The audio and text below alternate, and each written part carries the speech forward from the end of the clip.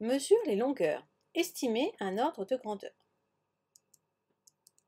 Bien connaître le tableau de conversion ne suffit pas toujours. Il faut également savoir estimer l'ordre de grandeur d'une longueur. Certes, on se dit souvent qu'on va exprimer la taille d'un doigt en centimètres et celle d'une maison en mètres. Mais attention au piège de certains exercices. Prenons un exercice. Dans cet exercice, on doit chercher quelle est la hauteur de cette maison parmi les trois propositions. On aurait tendance à prendre 50 mètres, puisque le mètre est l'unité de référence quand on parle de la hauteur d'une maison.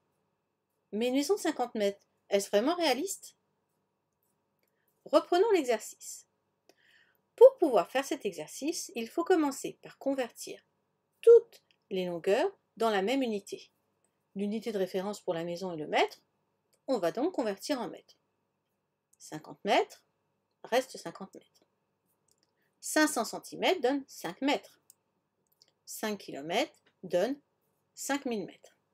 Ce qui nous donne 50 mètres, c'est la taille de la Statue de la Liberté. 5000 mètres, c'est plus grand que le Mont Blanc. Alors réellement, quelle peut être la hauteur de cette maison?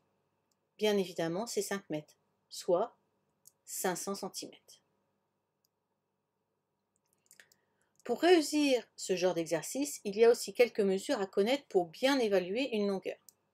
Par exemple, 1 mètre, c'est la longueur de la règle du tableau. Un trombone fait 3 cm. Un immeuble a une taille d'environ 10 mètres. Et la distance entre Lille et Marseille s'approche de 1000 km.